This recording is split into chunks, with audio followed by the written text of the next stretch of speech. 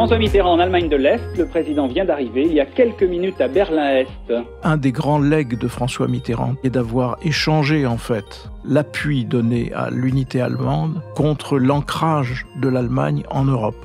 L'Europe scelle son avenir, le traité de Maastricht est bouclé. On entre dans l'ère de l'Union européenne. Charles Pasqua, Philippe Séguin, oui à Maastricht. Jacques Chirac intervient, se prononce pour le oui à Maastricht.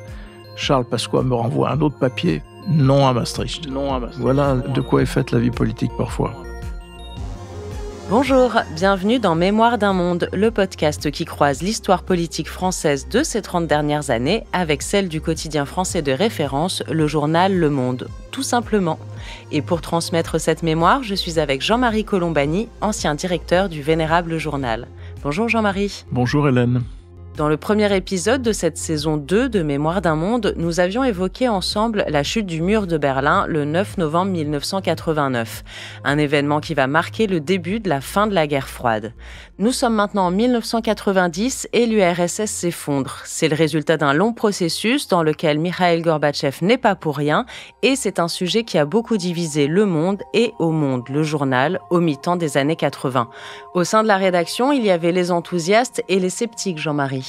Tout le monde avait été pris de court un peu par ces événements. Personne ne pensait que ça puisse arriver.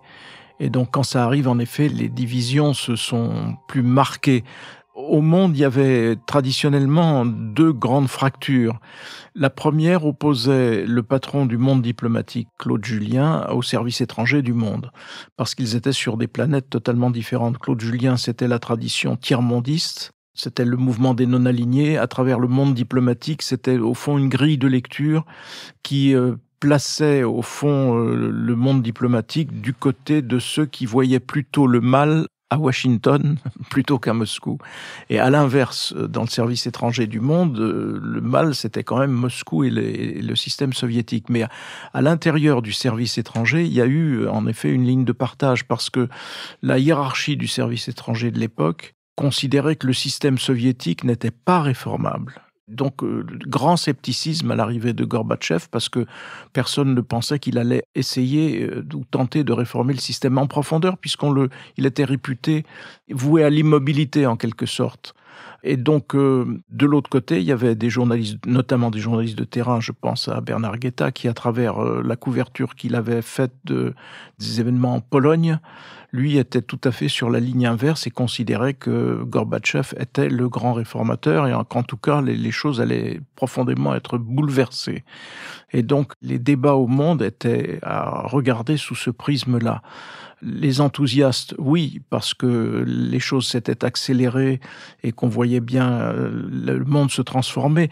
La clé étant le refus de Gorbatchev de faire intervenir l'armée soviétique face, par exemple, à l'Allemagne de l'Est, ou bien à un moment où des flux de personnes sont passés par la Hongrie vers l'Autriche pour fuir l'Allemagne de l'Est. Et là, personne n'est intervenu côté soviétique, alors que la tradition, qui n'était pas si ancienne, notamment les événements de 1956, conduisait à avoir la crainte d'une intervention soviétique. Donc voilà, tout le monde était dans ce tourbillon-là, avec cette séparation entre ceux qui voyaient le système se transformer et y voyaient aussi la traduction de leurs thèses et de leurs observations, et ceux qui disaient non, un grand scepticisme, ça ne va rien changer parce que Gorbatchev n'est jamais qu'un apparatchik, il a été promu par Andropov. Andropov a été historiquement le grand maître des services secrets et de la police intérieure du système soviétique, donc il n'y a rien à attendre de ces gens-là, mais c'est le contraire qui s'est produit. Est-ce que ça donnait lieu à des débats violents ou tout du moins tendus au sein de la rédaction ? Disons vifs, très vif, au point de rompre des amitiés, parce que le chef du service étranger de l'époque, c'était Jacques Amalric, et Bernard Guetta étaient très liés. L'un et l'autre, ils étaient amis de toujours et pour toujours. Et en fait, cette amitié s'est brisée sur ces événements et la lecture qu'en a faite Bernard Guetta par opposition à la doctrine qui était celle de Jacques Amalric. Par ailleurs, il y avait aussi un partage dans le journal lui-même. Le journal, quand même, était assez marqué à gauche. Plus encore dans la période d'un gouvernement d'union de la gauche. puis la période Mitterrand et la cohabitation, mais le journal restait malgré tout centré sur la gauche. Et quand on était tant soit peu indulgent vis-à-vis du système soviétique, on était aussitôt rejeté vers la gauche. Il y avait aussi cette bataille-là entre un service étranger qui dénonçait avec raison le système soviétique, qui était au plus près des dissidents, et une rédaction qui n'était pas loin, pour certains, de considérer que cette attention ou cette vision des choses était en fait une vision qui les classait à droite. Donc le clivage droite-gauche existait aussi. C'était des affrontements en effet très vifs, très nourris. Des amitiés se sont brisées, mais voilà, je veux dire, c'était en même temps un débat normal, dans un journal en tout cas. Gorbatchev réformateur, vous dites, quels étaient justement ses projets de réforme précisément? Qu'est-ce qu'il espérait faire de ce pays? On peut le résumer d'un mot simplement, Gorbatchev, c'est la démocratie, c'est l'introduction en Union soviétique de la démocratie, de la liberté de vote. C'était la glasnost et la perestroïka, c'est-à-dire qu'il y avait à la fois un aspect qui portait sur la gouvernance et un autre sur la transparence nécessaire et sur le fait qu'avec cette transparence, on voulait déverrouiller le système et arriver à instaurer la démocratie en Union soviétique. Donc, et évidemment, Gorbatchev n'a pas résisté à cela. Il n'y a pas résisté principalement pour des raisons économiques, d'ailleurs, parce que toute la remise en cause du système économique lui-même de l'Union soviétique et le passage assez brutal à l'économie de marché a provoqué une vague de misère et d'impopularité dont on n'a pas idée aujourd'hui. Vous-même, Jean-Marie, vous vous êtes rendu en URSS au tout début des années 90. Pourquoi est-ce que vous avez fait ce voyage à cette époque et comment est-ce qu'il a été organisé ? Il y avait différentes invitations, à la fois de la municipalité de Saint-Pétersbourg, qui n'était pas encore Saint-Pétersbourg, qui était Leningrad, et puis en même temps les impératifs du journal, et notamment le fait qu'on organisait des voyages pour les boîtes de publicité qui nourrissaient le monde. Et donc, c'était dans ce type de cadre que j'ai pu être à Leningrad au début de la perestroïka, au début de Gorbatchev, avant même que Leningrad ne redevienne Saint-Pétersbourg. Et ça donnait quand même un aperçu de la déliquescence du système, malgré tout, même si les fondamentaux restaient bien en place. Je veux dire, l'hôtel était un hôtel suffisamment sinistre. À chaque étage, il y avait une matrone avec un fichier. Les entrées et sorties étaient contrôlées. Très vraisemblablement, il y avait des micros dans les chambres parce que les étrangers n'allaient que dans certains hôtels et pas dans d'autres. On pensait que cette façon de diriger les étrangers était évidemment liée aux équipements qui pouvaient être installés dans les chambres. La nourriture était absolument hallucinante de pauvreté. C'était vraiment sinistre. Mais je garde surtout aussi le souvenir d'une visite au palais du Tsar, dans ce qui était le cabinet du Tsar Paul Ier. Parce que le Tsar Paul Ier a été assassiné dans son cabinet de travail. Et je me suis dit, voilà, le destin des tsars en Russie, c'est souvent de finir de façon extrêmement violente. Suivez mon regard. Et dans la rue, c'était l'hiver, il y avait une batterie de vieilles dames qui nettoyaient les trottoirs. Donc c'était assez marquant de voir voilà, des femmes manifestement dans le besoin qui nettoyaient les trottoirs parce qu'elles n'avaient pas la possibilité de faire autre chose. La mine des gens était quand même grise. C'était vraiment le triomphe de la grisaille tel qu'on a pu le portraiturer à travers des films ou des romans. Donc le changement se faisait attendre quand même. Le changement s'est installé à la fois progressivement et puis très rapidement ensuite. Notamment à travers la mairie de Saint-Pétersbourg a fait figure de pionnier avec son maire qui s'appelait Sobchak et qui a pris très rapidement la tête d'une des figures des avancées démocratiques avant même d'être rattrapé par un système de corruption dont on n'a pas idée. Parce que c'est à ce moment-là, dans cette période-là, qu'un certain nombre d'actifs vont être vendus ou saisis par d'anciens apparatchiks. C'est ce qui va donner naissance aux oligarques. Est-ce que vous avez pu parler avec des Russes à ce moment-là, directement dialoguer avec eux ? Oui, on avait des guides, notamment qui étaient des femmes d'ailleurs, qui s'occupaient des quelques touristes qui étaient admis. et qui nous disaient leurs espoirs et en même temps qui restaient extrêmement prudents parce que c'est un système où chacun était espionné peut-être même par son propre voisin ou peut-être parfois par quelqu'un de sa famille. L'appartement qui était celui des correspondants du Monde à Moscou était sous surveillance étroite de la même façon. Donc quiconque y entrait était répertorié, noté, ainsi de suite. Donc voilà, on était quand même dans un système extrêmement contrôlé, ça se voyait encore.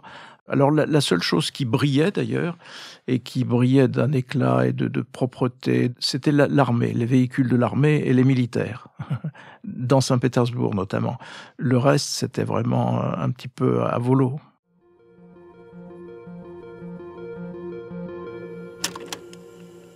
François Mitterrand en Allemagne de l'Est, le président vient d'arriver il y a quelques minutes à Berlin-Est. 3 jours de visite officielle pour le président français qui s'accompagnait de Mme Mitterrand, pour 3 jours pour s'entretenir avec les nouveaux dirigeants de RDA, et notamment avec le Premier ministre Hans Modrow. 2 thèmes majeurs pour cette visite officielle, les nouveaux rapports entre la France, l'Europe et les pays de l'Est, mais aussi, deuxième thème, l'éventuelle réunification de l'Allemagne. Toujours dans les voyages, un peu plus à l'ouest cette fois, parlons de celui de François Mitterrand qu'il a effectué en RDA. Après la chute du mur de Berlin, du 20 au 22 décembre 89, il se rend dans ce territoire. On avait discuté dans l'épisode précédent de François Mitterrand qui avait eu du mal à encaisser et à appréhender la chute du mur de Berlin et la réunification de l'Allemagne. Est-ce que ce déplacement-là, c'est une nouvelle erreur d'appréciation de sa part ? Le fait d'aller en RDA, ça manifestait tout simplement la très grande réticence de François Mitterrand vis-à-vis du mouvement qui avait été enclenché, notamment par le chancelier Kohl, vers l'unité de l'Allemagne. Et donc, il va en Allemagne de l'Est comme si ce régime continuait d'être légitime, alors que très peu de temps après, il ne le sera plus.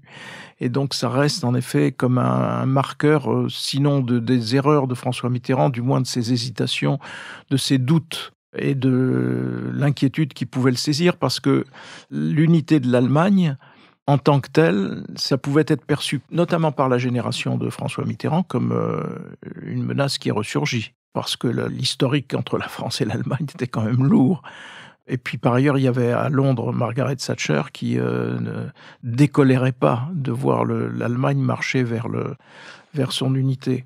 Donc ça a pris du temps et ça a permis à François Mitterrand d'engager en fait une grande négociation stratégique avec Helmut Kohl, et qui est un des grands legs de François Mitterrand d'ailleurs au pays, à la France et à l'Europe, qui est d'avoir échangé en fait l'appui donné à l'unité allemande contre l'ancrage de l'Allemagne en Europe. Et cet ancrage de l'Allemagne a pris une forme très spectaculaire qui a été l'euro. L'euro est né de ce deal entre François Mitterrand et Helmut Kohl, qui avait pour conséquence et pour but et pour conséquence d'ancrer l'Allemagne dans l'Europe. Par ailleurs, l'obsession de François Mitterrand était aussi de sacraliser les frontières, parce qu'on a oublié que le système soviétique, sur la fin, on n'était plus du tout dans une logique guerrière vis-à-vis entre l'Est et l'Ouest.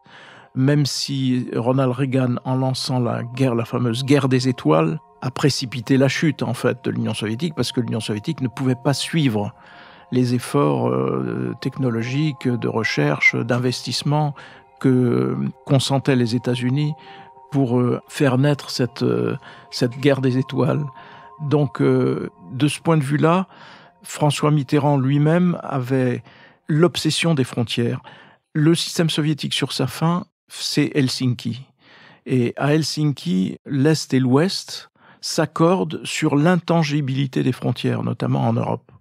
Et sur l'intangibilité des frontières, parce que dans la foulée de la déconstruction de l'Union soviétique, il y a toute une série de pays qui redeviennent indépendants de fait. Tous les pays d'ex-Europe de l'Est qui étaient sous le joug soviétique reprennent leur indépendance et regardent vers où? Ils regardent vers l'Ouest, ils regardent vers l'Europe. Donc c'est en pensant que ce système-là et ce que les Occidentaux avaient obtenu à Helsinki des Soviétiques, c'est-à-dire l'intangibilité des frontières, pouvait être déconstruit par les conséquences de l'unité allemande, que François Mitterrand avait obtenu de Kohl la sacralisation de la frontière entre l'Allemagne et la Pologne. Donc voilà, mais au départ, sa réticence et ses inquiétudes expliquent ce voyage en RDA. qui, sur le moment, a été quand même un choc assez négatif pour Helmut Kohl, malgré tout. Est-ce que ces hésitations sont un peu à l'image de ce qui se passe ailleurs en France, du sentiment qui se développe? Le mur est tombé, mais j'imagine que le changement n'a pas lieu comme ça dans les mentalités du jour au lendemain. C'est plutôt un processus qui s'enclenche? Ça va donner lieu à une accélération de la construction européenne avec sa dimension élargissement, dont on a des traces encore aujourd'hui, dans les débats d'aujourd'hui encore sur l'Europe, ne serait-ce que la question de l'Ukraine. Faut-il ou non intégrer l'Ukraine? On voit renaître très exactement les mêmes débats qu'au moment où les pays, la Pologne, la Hongrie, ce qui était alors la Tchécoslovaquie, étaient candidats à rentrer dans l'Union européenne, dans l'OTAN d'une part et dans l'Union européenne d'autre part. C'est exactement la même problématique aujourd'hui avec l'Ukraine. Et il y a des gens qui pensent qu'il faut surtout pas. Alors certains le pensent parce qu'il faut surtout pas, comme dirait l'autre, humilier la Russie. D'autres le pensent parce qu'ils disent que on est déjà assez nombreux à 27, alors vous pensez, au-delà de 27, on ne va jamais plus y arriver. Et puis dans ce cheminement-là, François Mitterrand, qui essaie d'introduire une nouvelle idée, qui est l'Europe des fondateurs, se structure davantage, s'unit davantage, et ceux qui sont candidats à la rejoindre forment une sorte de confédération qui englobe plus tout le monde. On voit d'ailleurs ressurgir dans les paroles d'Emmanuel Macron des concepts de cette nature. Donc ça nous replonge exactement dans le même type de débat. L'Europe scelle son avenir. Le traité de Maastricht est bouclé. Après le sommet des 9 et 10 décembre dernier, le texte définitif a été rédigé, traduit et relu. Un document de plus de 300 pages qui engage l'Europe sur la voie de l'union politique et économique. Traité ratifié par les 12 ministres des Affaires étrangères et les 12 ministres des Finances. Seule la Grande-Bretagne maintient ses réserves. C'est un autre temps fort de la construction européenne, Jean-Marie, ce référendum de Maastricht. Le vote a lieu en septembre 92 en France. Est-ce que vous pouvez nous rappeler quelles en étaient un peu les grandes lignes et l'enjeu? L'enjeu, c'était de passer de ce qui était à l'époque la communauté économique européenne à une union qui tendait à une union politique. Une union politique et économique, avec en perspective ensuite, derrière, il y aura évidemment la monnaie unique et l'euro. Donc on entre dans l'ère de l'Union européenne qui, d'étape en étape, va ensuite se renforcer dans différents secteurs. On est aujourd'hui encore dans le même type de problématique, parce que la problématique d'avant Maastricht, c'était faut-il aller vers une union politique ? Ou faut-il rester un grand marché? La thèse britannique était évidemment qu'il fallait rester un grand marché, et la thèse des Européens et du trio Kohl, Mitterrand, Delors, qui était à l'époque décisif dans ces matières, était au contraire qu'il fallait aller vers une union politique. Ça a été un grand débat en France.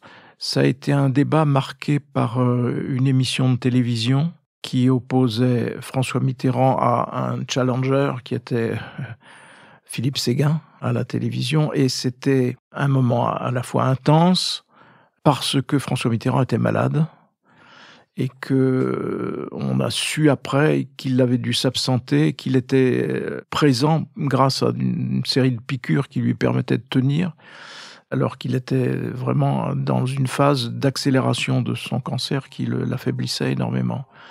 Donc ça a été aussi un moment. Alors le référendum est gagné de peu, parce que l'opposition était à la fois une opposition classique, celle du Parti communiste, etc., et puis une opposition plus idéologique et qu'on pourrait déjà qualifier de souverainiste dans les termes que l'on emploie aujourd'hui. Mais en même temps, la politique n'était jamais très loin, parce que je reçois, comme directeur du Monde, je reçois un coup de fil de Charles Pasqua. On ne savait pas à l'époque, au moment où je reçois cet appel, quelle serait la position de Jacques Chirac. Jacques Chirac qui était la grande figure de l'opposition, on est en 92, un an avant le triomphe de la droite aux élections législatives. Et donc Jacques Chirac est le grand opposant. On ne sait pas s'il va prendre parti pour l'Europe, ce qu'il fera sous l'influence d'Édouard Balladur. Édouard Balladur lui dira « Jacques, si vous voulez être président de la République, il faut voter oui.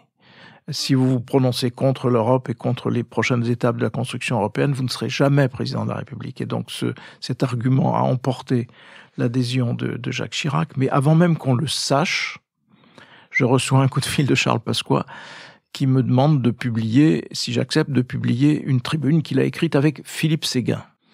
Et donc je reçois ce papier et je m'apprête à le publier. Et le lendemain même, avant publication, Jacques Chirac se prononce. Et Jacques Chirac se prononce pour Maastricht. Et donc je reçois dans la foulée un coup de fil du même Charles Pasqua qui me dit « Bon, le papier là que je vous ai envoyé, vous pouvez le mettre à la poubelle. Je vous en envoie un autre. » J'en reçois donc un autre qui va être publié. Le premier papier, Charles Pasqua, Philippe Séguin, oui à Maastricht. Jacques Chirac intervient, se prononce pour le oui à Maastricht. Charles Pasqua me renvoie un autre papier signé de lui-même et de Philippe Séguin, non à Maastricht. Et donc, on est là, voilà, dans la vraie politique, si j'ose dire. Et c'est ce même Philippe Séguin qui débattra donc de façon contradictoire avec François Mitterrand. Il portera le non à Maastricht, alors même que ça s'est joué à 48 heures près. Il aurait pu être un des porte-voix du oui. Voilà de quoi est faite la vie politique parfois. Et malgré ce revirement de Charles Pasqua, vous n'avez pas hésité à publier sa tribune? Oui, parce que c'était une information. Tout le monde était au fond suspendu à ce qu'allait être la décision des dirigeants de la droite. Donc l'hypothèque Chirac était levée, puisque Chirac se prononçait pour le oui, alors que beaucoup pensaient qu'il se prononcerait pour le non. Et Charles Pasqua et Philippe Séguin, dont on ne savait pas de quel côté ils pencheraient, se prononcent in fine pour le non. Donc c'est leur dernière position qui compte. Et l'information, c'est celle-là. C'est pas le fait qu'ils aient hésité ou qu'ils aient poussé le bouchon un peu loin, en sens inverse, quelques heures ou quelques jours auparavant.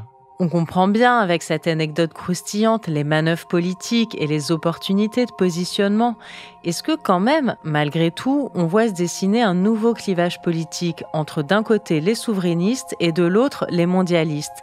Et justement, plus cette opposition droite-gauche classique, mais une nouvelle ligne de clivage qui court d'ailleurs encore jusqu'à nos jours. Oui, certainement.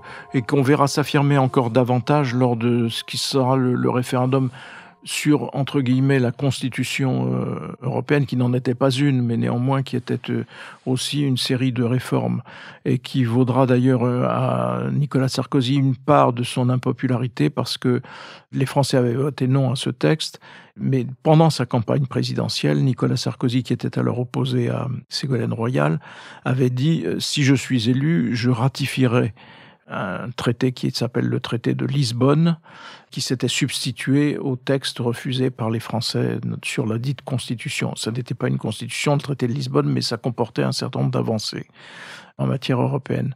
Et donc oui, ces clivages-là se confortent ou s'organisent davantage à partir de cette période-là et à partir de ce moment-là, même si, dans l'intervalle, l'Europe va continuer d'avancer. Cas un, cas à travers des crises, des remises en cause, ceci, cela, mais l'Europe va continuer d'avancer en même temps que ce courant souverainiste va se conforter et ensuite ça donnera chez ce courant souverainiste un regard de bienveillance vis-à-vis de la Russie que l'on peut aujourd'hui mettre fortement en question. Et est-ce qu'au Monde, au journal, on retrouve cette opposition, cette ligne de fracture? Est-ce qu'il y a eu des débats en interne, peut-être une prise de position publique? Oui, il y a eu des prises de position, mais l'adhésion à la construction européenne était très majoritaire au journal. Et donc ça n'a pas posé les problèmes que posait le regard sur l'Union soviétique, l'analyse qu'il fallait faire ou ne pas faire de l'Union soviétique. On le comprend d'ailleurs parce qu'un journal, évidemment, est attiré par les grandes figures des dissidents, surtout quand ces dissidents s'appellent Sakharov ou sur d'autres sujets, Solzhenitsyn, etc. Donc ça n'est plus le même paysage du tout, puisque en effet l'Union soviétique a disparu, la Russie au tout départ s'installe dans une forme démocratique inédite en Russie, on ne raisonne plus de la même façon. Et ceux qui pensaient qu'il fallait rester ancré en Europe à cause de l'Union soviétique, ceux-là peuvent glisser vers une forme de souverainisme, sans penser que voilà, l'avenir montrera qu'il faut continuer à armer l'Europe et à structurer l'Europe si on veut continuer d'exister.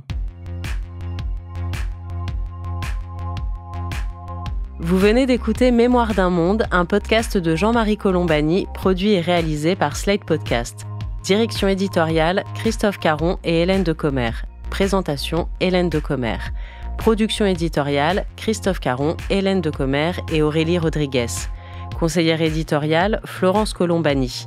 Prise de son, montage et réalisation, Aurélie Rodriguez. Musique, Victor Benamou.